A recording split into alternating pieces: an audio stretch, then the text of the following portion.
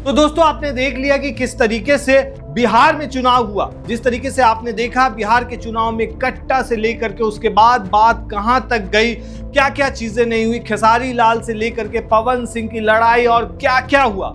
उसके बाद जिस तरीके से आज देखा गया दोस्तों दूसरे चरण का जो चुनाव हुआ है उसमें 67% वोट पड़े हैं। मतलब इस बार बिहार के वोटर्स ने जमकर वोटिंग की है। और उसके बाद अब एग्जिट पोल तरह तरह के सामने आ रहे हैं। वहीं हम जो आपको एक एक्सक्लूसिव दिखाने जा रहे हैं एग्जिट पोल, वो देखकर आप चौंकने वाले हैं। तो दोस्तों आप देख सकते हैं स्क्रीन पर, यह है पायनियर पोल स्ट्रेटजीज प्राइवेट लिमिटेड। इसने अपना जो सर्वे किया है, कंडक्ट किया है, उसमें बड़ा एक फेर बदल बताया है, जिस तरीके से दिखाया है। सबसे पहले आप देख लीजिए दोस्तों कि बेसिकली इस बार जो चुनाव में भारतीय जनता पार्टी जो है वो 101 सीट पर लड़ रही थी। वहीं जनता दल यूनाइटेड यानी जेडीयू नीतीश कुमार की पार्टी 101 सीट पर, लोक जनशक्ति पार्टी 28 सीट पर, हिंदुस्तानी अवाम पार्टी जो है दोस्तों हम पार्टी वो 6 सीट पर, राष्ट्रीय लोक मोर्चा जो है वो 6 सीट पर और इंडिपेंडेंट 1 सीट पर चुनाव लड़ रही थी 243 सीट पर दोस्तों। वहीं और अलायंस पार्टी महागठबंधन की जो है दोस्तों उसमें राष्ट्रीय जनता दल 143 सीट पर, इंडियन नेशनल कांग्रेस वो 61 सीट पर, कम्युनिस्ट पार्टी ऑफ इंडिया यानी एमएल 20 सीट पर, विकासशील इंसान पार्टी वो जो वीआईपी है वो 12 सीट पर, उसके बाद communist party of India 9 seat पर, communist party of India M यानी कि 4 सीट पर, उसके बाद इंडियन एक्सक्लूसिव पार्टी वो 3 सीट पर। ये सारे महागठबंधन के हैं दोस्तों। जनशक्ति जनता दल पार्टी जो है वो 1 सीट पर और इंडिपेंडेंट 2 सीट पर, मतलब 243 सीट पर। ये हो गई दोस्तों दोनों की जो महागठबंधन और एनडीए जो है उन दोनों के सीट की बात। उसके बाद अगर बात करें दोस्तों ग्रांड डेमोक्रेटिक अलायंस की, तो इसमें एआईएमआईएम 25 सीट पर, राष्ट्रीय लोक जनशक्ति पार्टी 25 सीट पर, आजाद समाज पार्टी यानी कांशीराम की जो पार्टी है वो 25 सीट पर, अपनी जनता पार्टी 4 सीट पर, यानी टोटल 79 सीट पर चुनाव लड़ रही है। इसका आपको मेनली बता दें दोस्तों सीमांचल वाले क्षेत्र में ज्यादा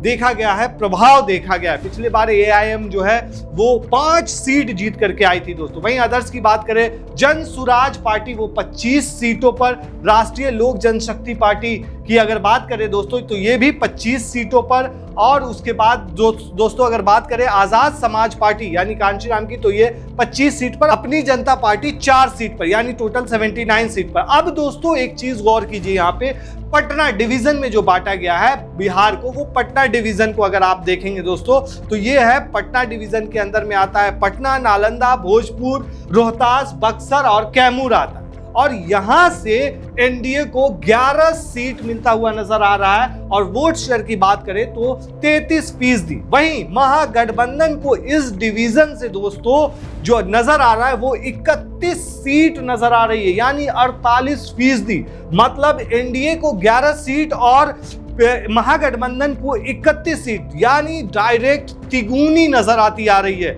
यहीं अगर दोस्तों बात करें जन सुराज पार्टी की तो इस क्षेत्र से 0 सीट आता हुआ नजर आ रहा है। अदर्स की बात करें तो 1 सीट, टोटल 43 सीट जो है।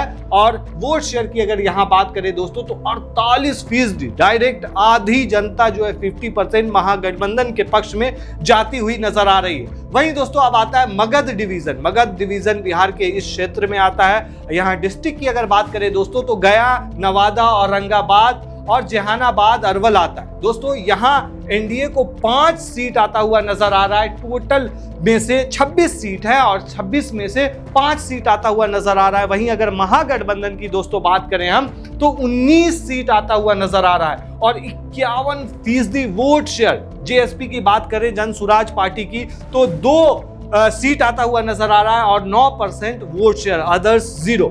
मतलब आप देख सकते हैं दोस्तों यहाँ पे एनडीए और महागठबंधन के बीच का जो फासला है काफी ज्यादा है, 4 गुना। मतलब आप देख सकते हैं 26 सीट आती है यहाँ गया, नवादा, औरंगाबाद, जहानाबाद, अरवल में, और इसमें से महागठबंधन 19 सीट पर कब्जा करता हुआ नजर आ रहा है दोस्तों। Vote share 51%। वहीं सारण डिवीजन की अगर दोस्तों बात करें तो सारण डिवीजन में सारण, सिवान और गोपालगंज आता है। यहाँ टोटल 24 सीटें हैं और 24 सीट में से एनडीए को 9 सीट आता हुआ नजर आ रहा है, तो वहीं महागठबंधन को 15 सीट आता हुआ नजर आ रहा है। वोट शेयर की बात करें दोस्तों तो एनडीए को 41%, तो वहीं 46% महागठबंधन को आता हुआ नजर आ रहा है। और जन सुराज की बात करें तो जन सुराज को 0 सीट आता हुआ नजर आ रहा है। हालांकि वोट शेयर में 6% इस क्षेत्र से जन सुराज को भी आता हुआ नजर आ रहा है। वहीं दोस्तों तिरहुत डिवीजन की बात करें जो बिहार के इस क्षेत्र में आता है,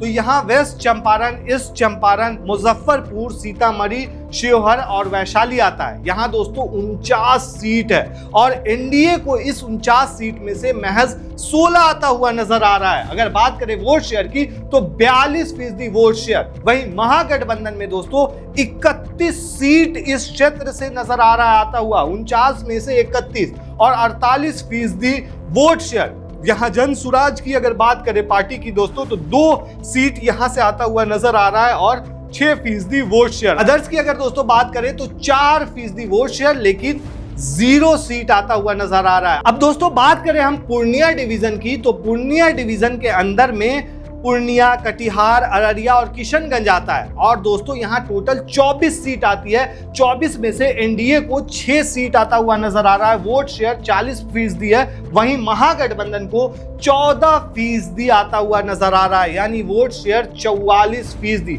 वहीं जेएसपी की बात करें दोस्तों जन सुराज पार्टी की, तो यहाँ से 0% सीट आता हुआ नजर आ रहा है। वहीं दोस्तों भागलपुर डिवीजन की अगर हम बात करें तो यहाँ भागलपुर और बांका आता है और यहाँ टोटल 12 सीटें हैं। 12 में से यही एकमात्र ऐसा जगह है जहां एनडीए लीड करता हुआ नजर आ रहा है महागठबंधन को। यहां 7 सीट एनडीए जीतती हुई नजर आ रही है, तो महागठबंधन 5 सीट महज जीतती हुई नजर आ रही है, मतलब भागलपुर और बांका में।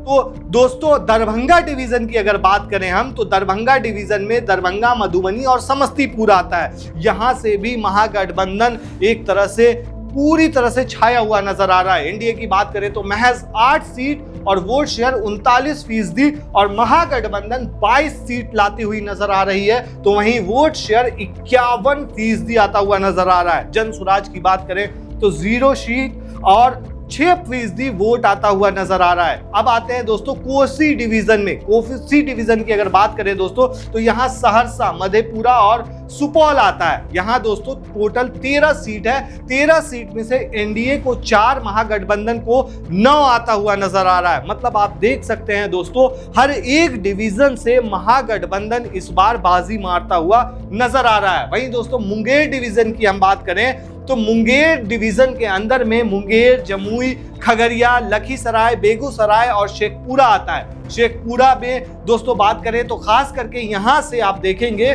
जो डिवीजन है, आप बात कर सकते हैं मुंगेर, जमुई, खगड़िया, लखीसराय, बेगूसराय और शेखपुरा की, तो एनडीए को यहां से महज 8 सीट आता हुआ नजर आ रहा है और महागठबंधन को 14 सीट। वोट शेयर की बात करें तो 37% एनडीए को, महागठबंधन को 52% आता हुआ नजर आ रहा है। वहीं जन सुराज पार्टी को 0 सीट आता हुआ नजर आ रहा है इस सर्वे के मुताबिक। वहीं दोस्तों फाइनल टैली की अगर बात करें तो ये देखकर आप चौंक सकते हैं। दोस्तों एनडीए को टोटल जो आता हुआ सीट नजर आ रहा है वो महज 74 और महागठबंधन को 160 सीट, यानी 122 का जो आंकड़ा है दोस्तों वो आप देख सकते हैं कि 122 का जो आंकड़ा है वो उससे बहुत आगे निकलती हुई नजर आ रही है इस बार महागठबंधन। वहीं जन सुराज पार्टी की बात करें जो इस बार काफी ज्यादा छाई हुई थी, प्रशांत किशोर की पार्टी, लेकिन इस बार इसकी लहर उतनी नजर नहीं आ रही है और महज 4 सीटें लेती हुई नजर आ रही है। अदर्स की बात करें दोस्तों तो 5 सीट और टोटल जो सीट है वो 243 सीट है। वहीं दोस्तों अगर बात करें हम वोट शेयर की तो एनडीए को 41%, महागठबंधन को 47% आता हुआ नजर आ रहा है, जन सुराज पार्टी को 7% आता हुआ नजर आ रहा है। अदर्स की बात करें तो 4% दोस्तों। तो ये जो पोल है दोस्तों ये पायनियर स्ट्रेटजी है और इनको पोल जो करने वाले हैं उन्होंने एक तरह से चैलेंज किया है कि इस जो पोल है जो हमने किया है बिहार के अंदर में, इससे एक जर्रा बराबर भी कुछ बदलाव नहीं होगा। मतलब इस बार अगर इस पोल के मुताबिक जाए दोस्तों तो इस बार तेजस्वी मय होने जा रहा है बिहार। मतलब पूरी तरीके से तेजस्वी छाए हुए नजर आ रहे हैं। दोस्तों आपको बता दें कि महागठबंधन में पहले ही अनाउंस कर दिया है कि अगर महागठबंधन सरकार में आती है तो तेजस्वी जो है वो सीएम होंगे। वहीं अगर बात करें दोस्तों एनडीए का, तो एनडीए की तरफ से काफी ज्यादा जब पूछा गया, मीडिया वाले पूछते रहे, लेकिन क्लियर नहीं हो सका कि सीएम कौन रहेंगे, नीतीश कुमार ही बनेंगे या फिर कोई और बनेगा। ये मतलब एक तरह से बचते हुए नजर आए बीजेपी के नेता इस बार। और देखा जाए दोस्तों तो इस बार बिहार के अंदर में खास करके जो देखा जा रहा है कि वोटिंग का जो परसेंट है वो काफी ज्यादा बढ़ा है। हालांकि दोस्तों अगर एग्जिट पोल की हम बात करें तो 2010 से लेकर के 2015 में, 2020 में, इस तीनों चुनाव में कोई भी एग्जिट पोल काम नहीं आया था। 2015 में आपने देखा होगा कि एग्जिट पोल में एनडीए को जिताया गया था, बीजेपी और अलायंस पार्टी को, लेकिन रिजल्ट जस्ट अपोजिट आया। 2020 में इसके उलट महागठबंधन को जिताया गया, लेकिन उसके बाद रिजल्ट जस्ट अपोजिट आया। और इस बार दोस्तों ज्यादातर एग्जिट पोल जो देखे गए, जो ओपिनियन पोल भी सामने आए, उसमें बताया गया कि इस बार एनडीए की ही सरकार आ रही है। मतलब आप देख सकते हैं कि अभी जो सरकार है, नीतीश कुमार अलायंस की जो पार्टी है एनडीए, जिसमें नीतीश कुमार है, बीजेपी है, मतलब ये सारी पार्टी मिलकर के अभी बिहार के अंदर है। और जनता जो है क्या देखना चाहती है, क्या मतलब बदलाव चाहती है या नहीं, ये अब देखने वाली बात है। 14 तारीख को रिजल्ट आएंगे, लेकिन उससे पहले काफी ज्यादा एग्जिट पोल सामने आ रहे हैं। सारे एग्जिट पोल में तरह तरह के आंकड़े दिखा रहे हैं। ज्यादातर ओपिनियन पोल और एग्जिट पोल में दिखाया जा रहा है कि इस बार एनडीए की सरकार आ रही है, लेकिन ये एक्सक्लूसिव है जो मुझे लगा कि आपको दिखाना चाहिए। और इस पर कितना भरोसा आप कर सकते हैं कि 160 सीट का जो आंकड़ा दिखाया गया है वो अपने आप में काफी ज्यादा चौंकाने वाला है। दोस्तों आप देख सकते हैं कि महागठबंधन को टोटल 160 सीट आती हुई नजर आ रही है। तो अगर ऐसा होता है तो ये सच में जादुई आंकड़ा हो सकता है। जिस तरीके से बिहार के अंदर में इस बार अगर युवा बदलाव चाहते हैं तो तेजस्वी आ सकते हैं दोस्तों। और जिस तरीके से देखा जा रहा था कि चुनाव से पहले नीतीश कुमार एकदम से सन्नाटे में जा चुके थे, गायब हो गए थे, तो उस पर भी काफी ज्यादा सवाल उठ रहे थे। और अभी भी काफी ज्यादा चीजें चल रही है, लेकिन इसी बीच अब 14 को फाइनल होगा दोस्तों कि बिहार के अंदर में महागठबंधन आती है या फिर एनडीए की सरकार फिर से आती है। आपको क्या लगता है, आप हमें कमेंट में जरूर बताएं। शुक्रिया।